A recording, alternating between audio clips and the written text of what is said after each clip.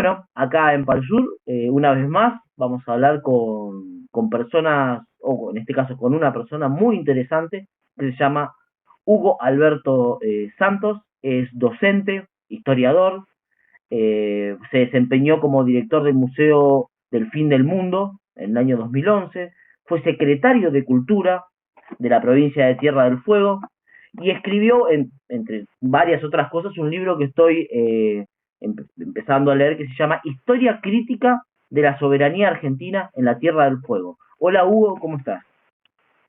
¿Qué tal? Buenas tardes, Luciano, ¿cómo te va? Excelente, la verdad, muy bien, muy contento de hablar con vos, sos una persona que está muy versado en lo que tiene que ver, vuelvo a repetir, en la historia, sos un historiador, y bueno, hoy es el 9 de junio del año 2022, y el 10 de junio, mañana, se va a cumplir un nuevo aniversario, una nueva conmemoración de lo que es el Día de la Afirmación de los Derechos Argentinos sobre las Islas Malvinas, eh, las islas del Atlántico Sur y el sector antártico argentino, y quería que nos comentes un poco de qué trata este día, qué significación tiene y, bueno, algunos datos históricos. Bueno, la conmemoración del 10 de junio tiene que ver con la designación por parte del gobernador de la provincia de Buenos Aires de Luis Bernet como comandante cívico-militar de las Islas Malvinas y las islas circundantes hasta el Cabo de Hornos, o sea que podemos decir tranquilamente que a partir de 1829 la isla grande de Tierra del Fuego pertenecía a la jurisdicción de las Malvinas, y las Malvinas, así como ahora Ushuaia es la capital de Malvinas, en su momento Puerto Luis, que es la localidad que construyó Luis Bernet, o que reconstruyó Luis Bernet, era la capital de Tierra del Fuego, ¿no? Y si bien esta fecha se conmemora sobre todo por el sentido que tiene sobre nuestros reclamos soberanos de las Islas Malvinas,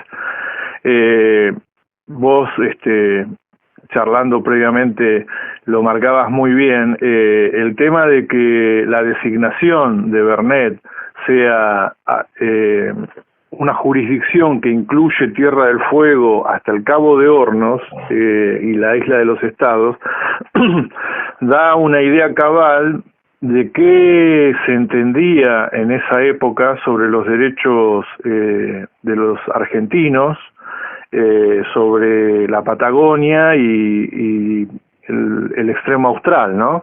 Había una unidad, y esa unidad está claramente conformada por esa comandancia político-militar en la que se designa a Bernet, ¿no?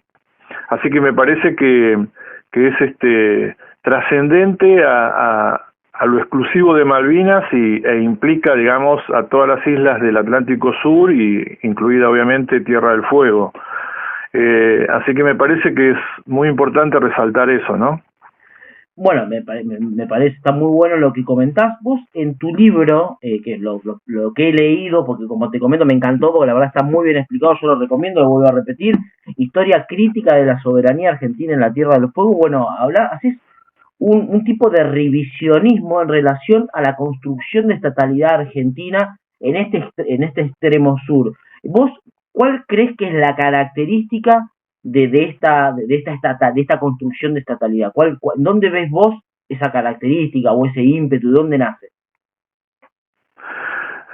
Mira, yo un poco lo que quiero remarcar en mi libro con respecto a lo que es la Patagonia y Tierra del Fuego es por un lado una especie de continuidad, ¿no? en el pensamiento de algunos hombres sobre la Tierra del Fuego, la Patagonia, Malvinas, pero por otro lado una ruptura, porque yo un poco lo que digo en el libro, Canclini tiene una visión siempre bastante negativa del accionar de nuestro estado, del Estado argentino en Tierra del Fuego en general, Vos decís que es una historiografía liberal.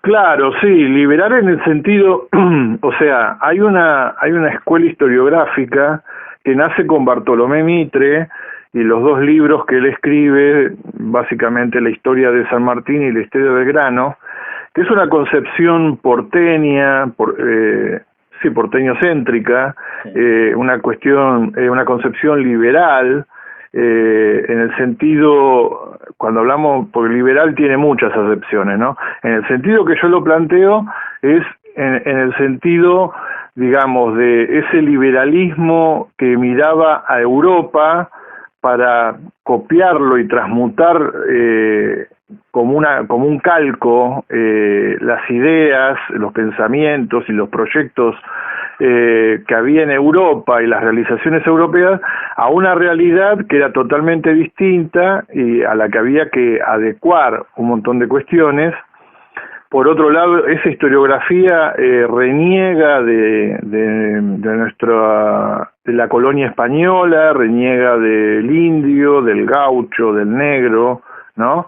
Es bastante racista en ese sentido, y bueno, es una historia que además se basa en los héroes, ¿no? En esas figuras paradigmáticas que después se reflejan en el bronce de las estatuas, que parecen muy poco humanas y que no tienen prácticamente, que es imposible imitarlas, no están allá muy lejos en el panteón, cuando en realidad la historia está construida por esos hombres y mujeres, pero también por otros hombres y mujeres que no aparecen en los libros de historia, pero que indudablemente contribuyeron, ¿no? Bertolt Brecht tiene un poema, digamos, con respecto a eso, y yo, digamos, trasladándolo a la realidad de nuestro país, bueno, la típica frase, San Martín cruzó los Andes y liberó a Chile y Perú. Entonces, parodiando a Bertolt Brecht, habría preguntarse, ¿San Martín solo hizo todo eso? ¿O hubo un montón de gente que trabajó, más los soldados, obviamente, todos los soldados, todos los generales, pero también las mujeres que cosían los uniformes, etcétera, etcétera, ¿no?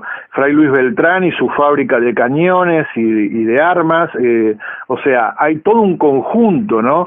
La historia es una historia social, no es una historia de héroes, digamos, solos. Entonces, esa historia liberal, además, de alguna manera ve algunos hechos sin darle mucha explicación, ¿no? Y a mí me parece que el tema de la soberanía en la Patagonia y la soberanía particularmente en Tierra del Fuego tiene que ver con un quiebre con esa concepción, porque esa concepción, por un lado, desde el punto de vista geopolítico, quería reducir el país a la menor expresión posible, digamos, mirando los países europeos, las dimensiones de los países europeos, y por eso se desprendió de territorios que le eran hostiles a su concepción ideológica, como la Banda Oriental, como Paraguay, como el Alto Perú, ¿no? Que formaban parte del Virreinato del Río de la Plata. Entonces, frente a esa concepción de un país lo más reducido posible, surge toda una generación, la generación del 80, que se formó básicamente en el Colegio Nacional de Concepción del Uruguay, que creó Urquiza con la idea de armar una élite dirigente, unos cuadros, lo que ahora diríamos unos cuadros políticos, pero también con capacidad de conducción, y esa generación del 80, digamos, hace un quiebre con respecto a esa visión, ¿no? La visión de Sarmiento de que el mal que le aqueja a la Argentina es que es muy grande, ¿no? Es la extensión, decía en el Facundo. Bueno, hay una ruptura con esa concepción liberal, ¿no? De Mitre y de Sarmiento, una ruptura a partir de la presidencia de Avellaneda y sobre todo, obviamente, se consolida con Roca en su primera presidencia. ¿Y cuál es la concepción? Bueno, hacerse cargo de todo, de la herencia española de lo que es el Virreinato del Río de la Plata. Y el Virreinato del Río de la Plata llegaba hasta el Cabo de Hornos. Entonces nosotros nos asumimos esa herencia y la queremos concretar y queremos, digamos, tener una presencia efectiva, y ahí es el inicio de la campaña del desierto, el inicio de la ocupación de Santa Cruz, que ya, digamos, tenía como una etapa previa. Obviamente esta generación del 80 nada podría haber hecho en la Patagonia si no hubiera existido Piedrabuena, por ejemplo, ¿no? Yeah, claro. Porque Piedrabuena sostiene la soberanía argentina durante todo un periodo donde directamente estábamos como de espalda, ¿no? Sarmiento, por ejemplo, presidente de nuestro país, decía que la Patagonia era chilena y que Argentina no tenía destino de mar. Entonces, bueno, ahí hay una ruptura, ahí se puso una ruptura, y entonces esta generación del 80 lleva adelante la afirmación soberana sobre la Patagonia, que creo que de alguna manera sirve para seguir sosteniendo el reclamo sobre Malvinas, ¿no? Y justamente una cosa que yo marco en el libro es que en la presidencia de Roca, en el año 1884, el Instituto Geográfico va a sacar un mapa. Ese mapa incluye a las Malvinas, hay un reclamo del embajador, una protesta del embajador, y a partir de ahí se genera toda una cuestión por la cual Argentina retoma el reclamo sobre Malvinas, ¿no? Que había quedado como olvidado. A partir de 1884, en la primera presidencia de Roca, se retoma ese reclamo, obviamente la misma bolilla que nos dieron en el siglo XX, ¿no? Pero, digamos, creo que eso marca un poco cuál es la concepción de esa generación sobre la soberanía, sobre la geopolítica, la preocupación profunda de que se entendía que había potencias extranjeras que estaban muy interesadas en la Patagonia, no solamente la discusión con nuestro hermano país trasandino, ¿no? No solamente la disputa con Chile, sino obviamente la presencia de Gran Bretaña en las Islas Malvinas. Y además, otra cosa que yo señalo en el libro, la presencia de los misioneros anglicanos en Tierra del Fuego. Porque la presencia de los misioneros anglicanos en Tierra del Fuego, que esa historiografía liberal, pretende mostrar como desinteresada, filantrópica, evangelizadora, en el fondo tenía una misión política. Además, claro, exactamente. O sea, las Malvinas, y particularmente la isla Vigía, que los ingleses le llaman Keppel, la isla Vigía, que es donde se instala la misión anglicana en un principio para de ahí llegar al canal de Beagle, formaba o entrenaba en la estancia esta que tenían Cranmer en la isla Vigía, entrenaban a pastores que después iban a predicar. O sea, con el trabajo que se hacía sobre los yámanas, de alguna manera servía de entrenamiento como para después mandarlos a predicar a distintos lugares, ¿no? A Chile, a Paraguay, al norte argentino. Así que, digamos, la conexión de Malvinas con Tierra del Fuego, con la Patagonia y con Latinoamérica, digamos, estaba demostrada por esta actitud de esta sociedad misionera de Sudamérica, que se empieza llamando Sociedad Misionera de la Patagonia y después pasa a llamarse Sociedad Misionera de Sudamérica. Claro, porque la ambición, claro, era influir y lograr tener avanzadas en toda América, disputando, digamos, contra la Iglesia Católica, que era su peor enemigo, porque en eso eran bastante fundamentalistas, ¿no? Pero digamos, servía de puente las Malvinas para, en Tierra del Fuego, lograr algo que yo creo que era una especie de protectorado, armar como una república de yámanas, por decirlo de alguna manera, con un protectorado británico, ¿no? Lo que era la Commonwealth. Convengamos que Sir Anson, que era una de las personas que más o menos en el 1740, entre 1740 y 1760, circunnavegó todo el globo, era un corsario inglés, dijo en una de sus memorias en 1748 que Malvinas tenía que ser un apostadero para poder controlar así toda la Patagonia. Lo dijo en 1748. Bueno, después obviamente pasaron 1000 cosas en el medio, pero los planes siguen en acción, porque si hay algo que tiene el Reino Unido es que es un cáncer bastante inteligente, que sabe trazarse metas y las va llevando adelante. Por eso es tan importante también la construcción de estatalidad, ¿no? de la Argentina en la Patagonia, y lo importante de entender de que está todo unido con todo. Sí, totalmente, sí.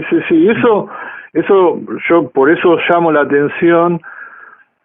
Primero, porque creo que nosotros tenemos que ser, o sea, nosotros, me refiero los habitantes de Tierra del Fuego, tenemos que ser muy conscientes del valor geopolítico que tiene nuestra provincia, ¿no?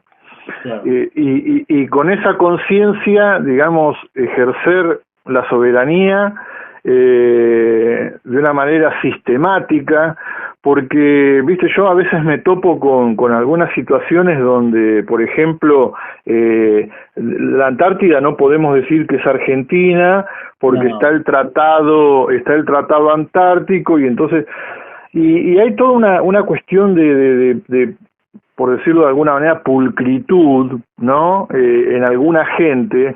Y la historia no se mueve así, ¿no? O sea, la historia, digamos, en el Ártico se están sacando los ojos para apoderarse del Ártico, entre Rusia y las otras potencias. Con respecto específicamente a la Antártida, no solamente que tenemos derechos soberanos, porque si hay un sistema del Tratado Antártico es porque hay países que son signatarios, significa que tienen algo por lo cual firmar, y uno de los 12 países somos nosotros. Así que si hay alguien que tiene derechos en el mundo sobre la Antártida, es Argentina. Y ni hablar por la ocupación, etcétera.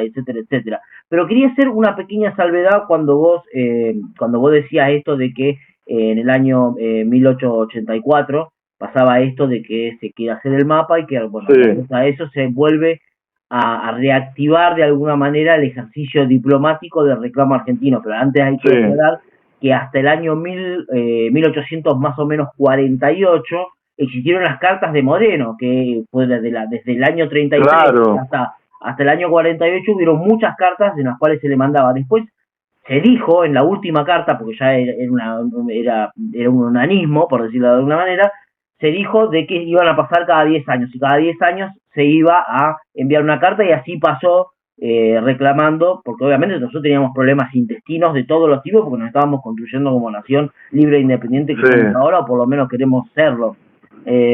Así que es importante destacar, no es que nosotros nos olvidamos, no, existía un proceso de diplomacia que nosotros tuvimos 18 años reclamando constantemente, y después, bueno, dijimos cada 5 o cada 10 años vamos a hacer una reclamación. Pero lo que vos señalás del mapa fue muy importante, porque obviamente en un mapa es algo muy oficial interno de un país, y los tipos, bueno, querían discutir, pero es muy bueno lo que comentabas vos. Sí, así que bueno, muchas gracias por este acercamiento. Nosotros recomendamos tu libro, que lo vuelvo a citar, se llama Historia Crítica de la Soberanía Argentina en la Tierra del Fuego. Es un libro, yo te digo la verdad, está bastante bueno, es bastante didáctico, y bueno, les invitamos a que lo lean. ¿Y tenés algunas otras obras que hayas escrito, además de esta? Comentanos cuáles son. Mira, yo básicamente durante bastante tiempo hice como algunos pequeños artículos, ¿no? De hecho, el libro nació como un artículo que yo publiqué en el 2007 en una revista de Buenos Aires que se llama Política, Y justamente ahora estoy trabajando en algunos artículos que aparecieron en esa revista y, por ejemplo, yo presenté una ponencia en el Encuentro de Historiadores Antárticos que se hizo acá en el año 2013, acá en Ushuaia en el 2013, sobre la carbonera que existía en La Pataya. Y bueno, ese artículo me pidieron publicarlo en la página Istarmar de Historia Marítima, así que está publicado ahí. Y bueno, quería, digamos, revisar esos artículos, mejorarlos y hacer una recopilación de cosas que he escrito, porque bueno, hice un artículo que salió ahora en el 2020 sobre Piedrabuena y un planteo de reivindicarlo a Piedrabuena desde una visión, digamos, nacional y popular, por decirlo de alguna manera, porque es una figura para mí muy importante como para que quede solamente reivindicada por ciertos sectores que están más ligados a esto que yo decía de historiografía liberal, ¿no? Canclini, por ejemplo, tiene una biografía sobre él, sino verlo más desde otro punto de vista, digamos, revalorizando algunas cuestiones que tienen que ver con que la soberanía argentina en la Patagonia se debe en una parte importante al accionar de Piedrabuena, ¿no? Al permanente recorrer el mar argentino, incluso navegó hasta la Antártida, o sea, se relacionó con los nativos fueguinos, con los nativos, con los tehuelches, o sea, es un personaje que realmente es para rescatar, ¿no? Un poco ahí uno tiene que caer obviamente en esto que decía antes yo del héroe, ¿no?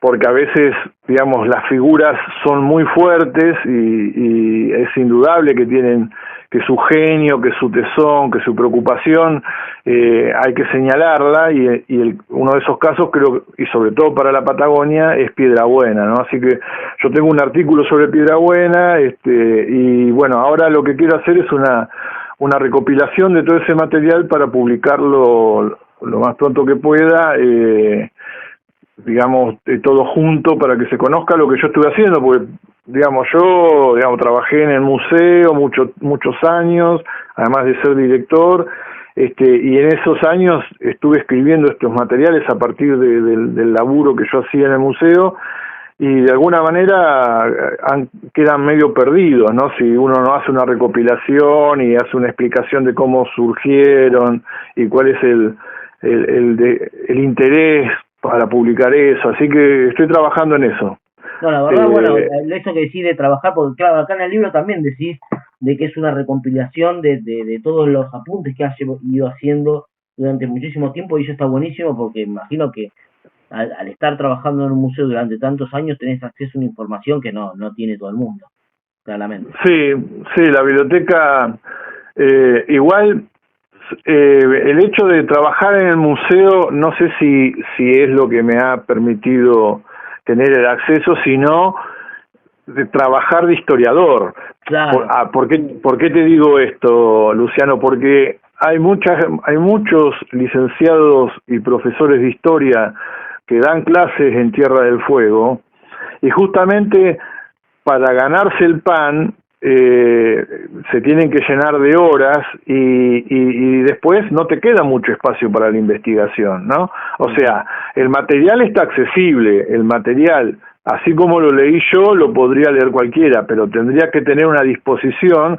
que muchas veces, lamentablemente, por poder dar de comer a tu familia, tenés que estar dando clases y se complica la cuestión de la investigación. Ese es un tema sobre el que hay que trabajar porque realmente hay gente interesada y hay alguna producción, pero la producción que hay es de alguna gente como Silvana Ceccarelli, por ejemplo, hizo un esfuerzo enorme, y siempre le agradece a su familia porque realmente te quita mucho tiempo, y entonces es todo un tema, el promover la investigación histórica en Tierra del Fuego es todo un tema que hay que lograrlo, porque hay mucho por trabajar y mucho por revisar de todo lo que ha pasado en esta región que es tan importante para nuestro país. Y hablar que todos esos contenidos es hacer título de ejercicio de soberanía, porque la verdad que la memoria y saber qué es lo que nuestra verdadera identidad es parte del ejercicio constante de soberanía. Sí, totalmente, justamente, ¿no? La identidad está íntimamente relacionada a la cuestión soberana, hay que construirla.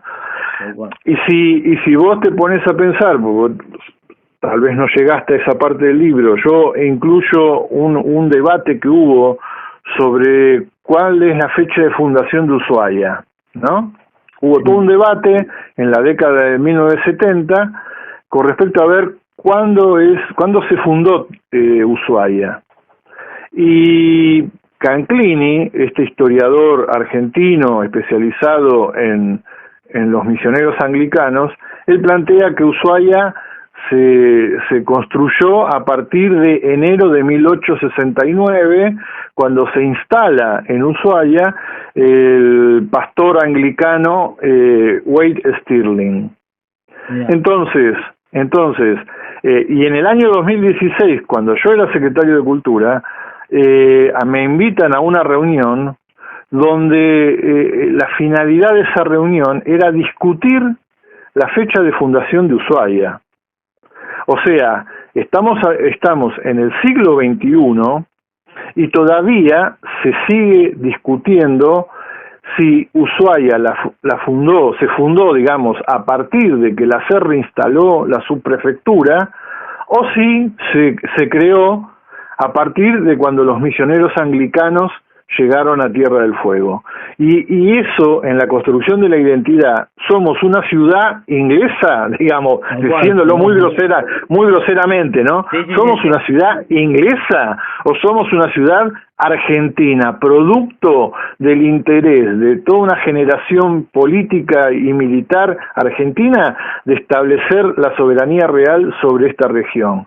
Digamos, esa es la discusión, ¿no? Y en el 2016, por ahí mucha gente no se enteró, pero eso se quiso volver a discutir. En esa reunión la Armada se plantó con que acá no hay nada que discutir, y por suerte eso de alguna manera, porque a mí, por ejemplo, no me dejaban ni hablar en la reunión, ¿viste? Ya se había cerrado la lista de oradores cuando yo llegué, así que no podía hablar. Cuando ellos saben qué es lo que pienso, ¿no? Que es lo que está en el libro. Así que fíjate si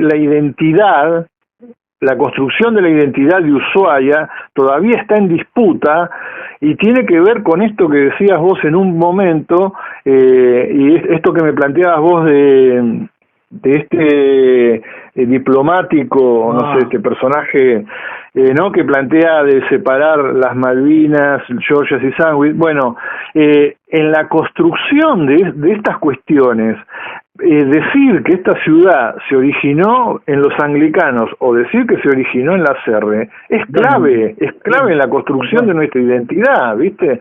Entonces, por eso también obviamente yo lo hubiese querido sacar antes el libro, pero sentía la necesidad de sacarlo, aunque después me di cuenta que tenía algunas imperfecciones, algunas cosas que corregir, pero sentía la necesidad de que haya una voz, digamos, desde el punto de vista histórico, que plantee otra cosa de los libros que puede comprar cualquier turista sobre la historia de Tierra del Fuego, ¿viste? Me preocupaba eso, ¿no? Y me preocupa la construcción de la identidad y que esa identidad esté íntimamente estructurada en torno a la soberanía y la importancia geopolítica de esta provincia. La verdad te digo que ese dato que tiraste al final está muy bueno, esto que estás planteando vos, porque la verdad cimenta un montón de cosas que están ocurriendo, porque muchas veces el río no ruge, pero por abajo no está calmo. Claro, exactamente. Por abajo no está calmo. Por abajo no está calmo esas tempestades en lo profundo muchas veces es la que aprovechan el soft power británico. Y último para cerrar, porque la verdad me encantó toda la entrevista, pero esto último que dijiste, la verdad le vamos a sacar mucho provecho. Me parece que es un concepto muy interesante el que todos, pero este final me encantó, me hizo la cabeza. Eh, pero quería, bueno, consultarte, ¿para vos es lo mismo solucionar, esto es, después si querés podés responderlo o no, ¿para vos es lo mismo solucionar el conflicto de Malvinas eh, que recuperar el ejercicio de soberanía pleno? ¿O es lo mismo para vos que las Malvinas sean argentinas y fueguinas, o que las Malvinas estén aparte, las Malvinas y la Georgia del Sur sean una provincia aparte de lo que es la Tierra del Fuego actual? Mira, yo creo que el tema de la soberanía de las Malvinas se tiene que solucionar formando parte de la provincia de Tierra del Fuego. Primero, porque si ya desde 1829 se concibió esto como una unidad, ¿no? Ya se vislumbraba eso, y después toda una serie de hechos históricos demuestran la unidad de toda esta región. No veo por qué hay que separarla, porque además vos me señalás en el video que yo vi muy acertadamente esta cuestión de querer separar y en algún momento por ahí, digamos, la autodeterminación, ¿no? Porque, digamos, una de las cuestiones que yo también trato de remarcar, y que, bueno, hay muchos que plantean esto, no soy el único, obviamente, pero la unidad, digamos, a ver, dicho de otra manera, los británicos, ¿en qué se basan para reclamar una parte de la Antártida? Que justamente es la suma de la Antártida argentina y de la Antártida chilena. Encima son tan cínicos y tan perversos que, digamos, quieren reclamar justamente la parte nuestra y la parte chilena, ¿no? ¿En qué se basan? En la proyección de las Sandwich y de las Georgias y de las Malvinas. Entonces, digamos, eso no puede perder su unidad con Tierra del Fuego y con la Antártida Argentina.